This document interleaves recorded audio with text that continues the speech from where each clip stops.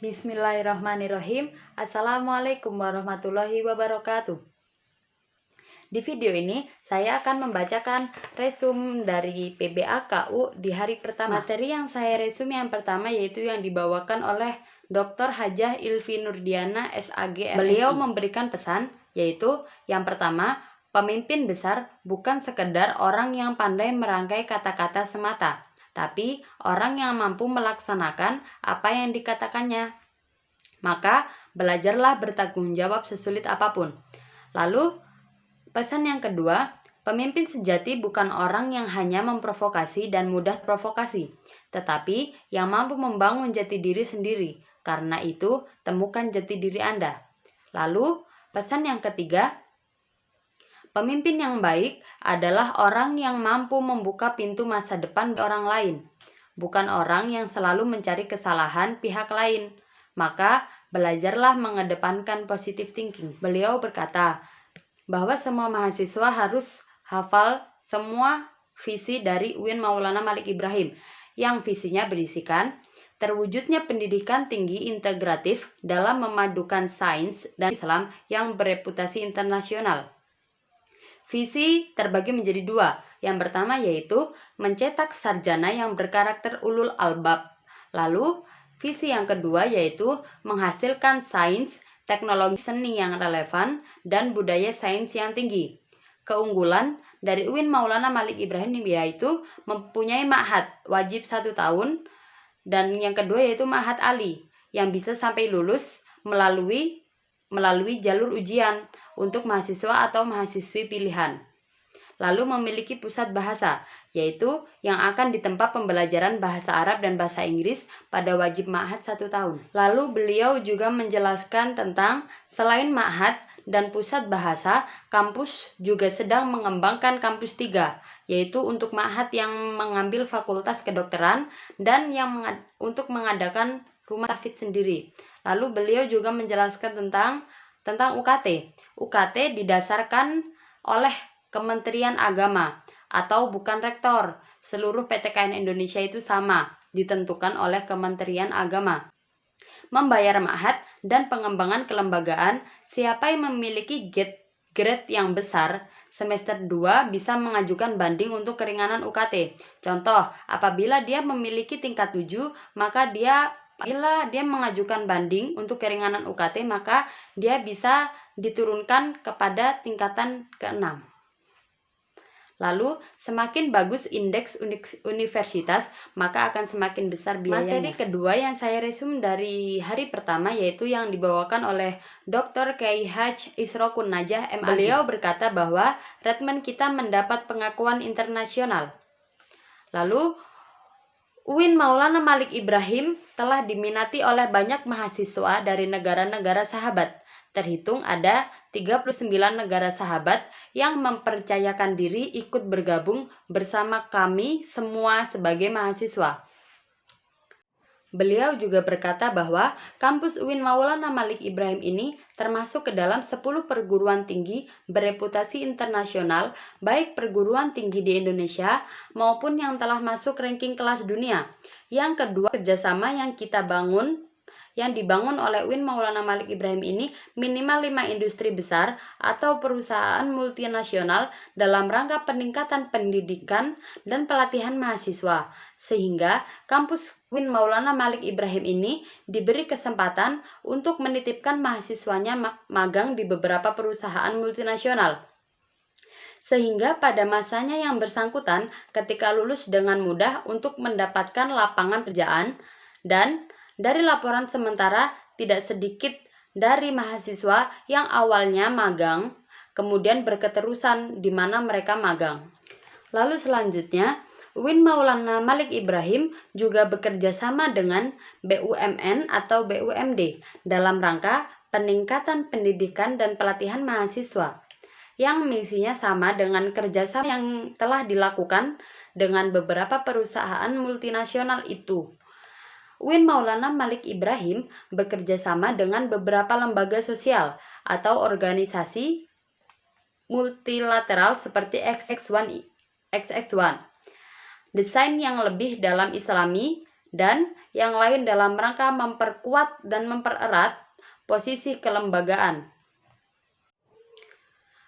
Lalu, pembangunan untuk kampus 3 yang sangat luar biasa itu akan dijadikan komitmen untuk magang dan untuk beberapa ruang kelas untuk fakultas teknik yang amanah dari suatu donatur, agar UIN Maulana Malik Ibrahim membuka kontak teknik keluar Fakultas Sains dan Teknologi yang sebenarnya sudah ada.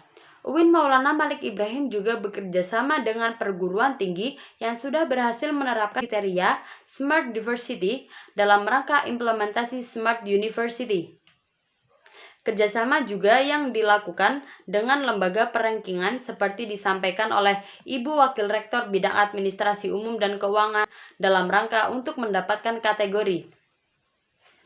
Lalu, UIN Maulana Malik Ibrahim juga bekerja sama dengan investor dalam rangka pemanfaatan aset kerjasama terkait dengan perguruan tinggi di luar negeri. UIN Maulana Malik Ibrahim juga membangun kerjasama dengan beberapa universitas terkenal di Sudan. Ada kertas untuk teman Islam Internasional America Universities Al-Quran Al-Karim, yang keduanya juga kerjasama dalam bentuk pertukaran dosen. Jadi di kampus UIN Maulana Malik Ibrahim ini ada beberapa dosen dari luar negeri, baik dari Australia, dari Amerika, dari Saudi Arabia, dan dari Sudan dan India University di Kairo untuk membuka prodi bahasa Indonesia di sana.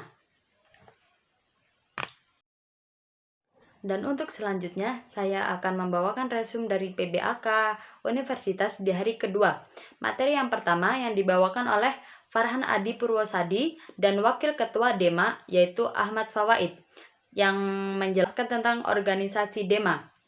DEMA adalah organisasi intrakampus yang merupakan lembaga eksekutif level lingkungan universitas maupun fakultas, pelaksana program mahasiswaan sebagai lembaga yang mengkoordinasikan dan menginstruksi kemahasiswaan tingkat universitas. Lalu, tugas dari DEMA yaitu melaksanakan program kerja organisasi yang sudah disepakati Senat Mahasiswa. Universitas mengkomunikasikan dan menginformasikan kegiatan kemahasiswaan di dalam lingkup universitas. Melaksanakan koordinasi dan sinkronasikan kegiatan mahasiswa. Selanjutnya tentang struktur pengurus DEMA Universitas, yaitu yang pertama ketua, lalu disusul dengan wakil ketua, lalu setelahnya yaitu sekretaris, bendahara, dan kementerian.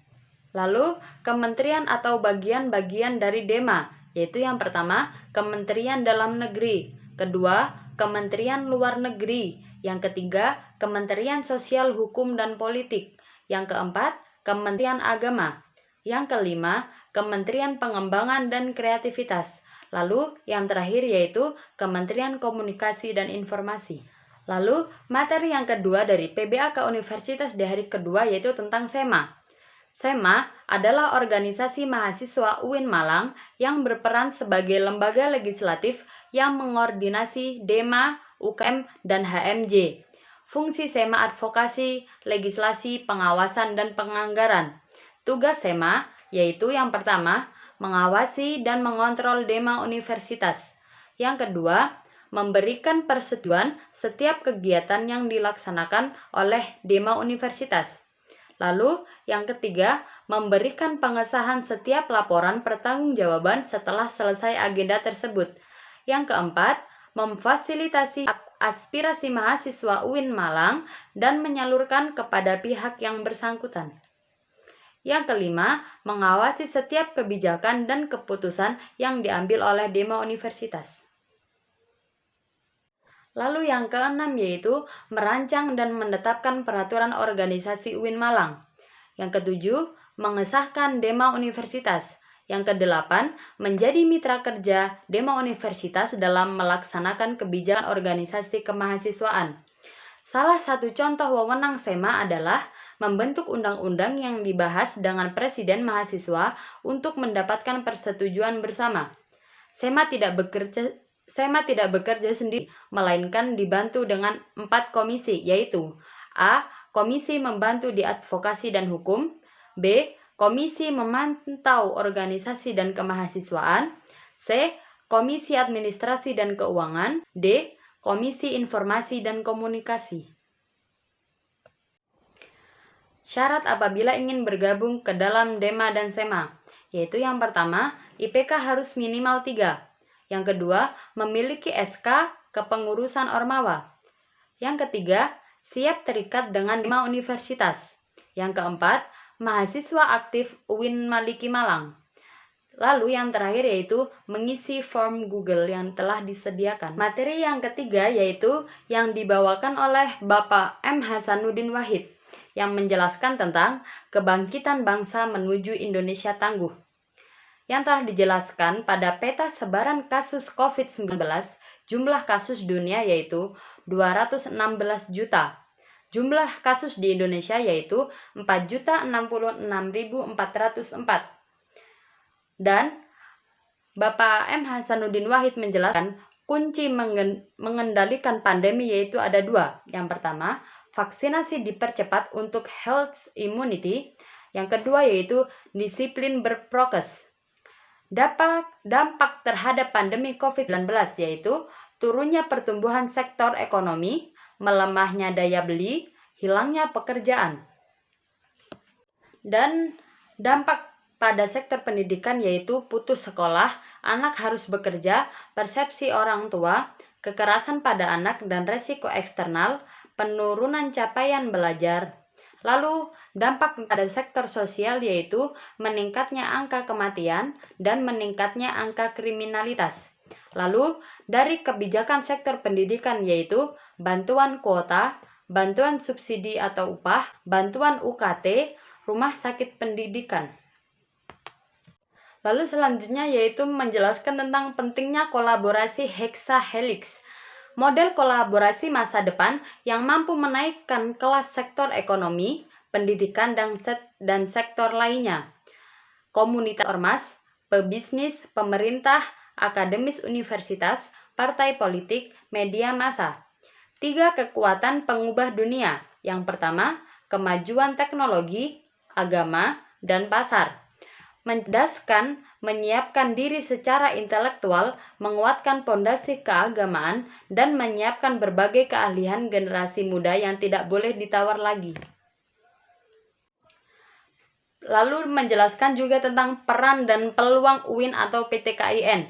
Yang pertama, arus utama pengembangan teknologi digital. Yang kedua, link and match dengan sektor industri.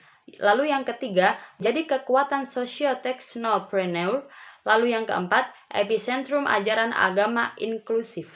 Lalu menjadi generasi unggul yaitu keagungan moral dan spiritual. Yang kedua, gandrung ilmu pengetahuan. Yang ketiga, memiliki digital quotient. Lalu yang keempat, kesolehan atau peduli sosial. Lalu materi selanjutnya yaitu materi yang terakhir dari PBA ke Universitas hari kedua yaitu yang dibawakan oleh Dr. Haji Basri MA yang menjelaskan tentang moderasi beragama dalam bingkai NKRI, variety of attribution to Islam, 2 arus besar yaitu Sunni Islam dan Syi'i Islam, sosiologi labeling yaitu Islam atau Muslim, liberal secular, pragmatis, modernist, traditionalist, fundamentalitas, ekstremis, and terrorist. So, the most contemporary labels yaitu moderate Islam dan Islam Nusantara. Lalu, what is moderation in Islam? Definisi moderasi yaitu secara etimologis, wasatiyah berarti jalan tengah atau posisi tengah atau berkeadilan. Lalu selanjutnya, secara terminologis yaitu pemahaman atau praktek keagamaan yang menjunjung tinggi kesetaraan, keberagamaan, toleransi dengan berpijak pada prinsip tawazun antara rasio atau logika, teks serta konteks. Lalu dasar teologis yaitu Al-Quran Surah Al-Baqarah ayat 143. Beberapa hadis dalam Sahih Bukhari, legal opinion of the jurists and Muslim scholars. Lalu, context of moderation in Indonesia. Kenapa moderasi relevan dan urgent di Indonesia?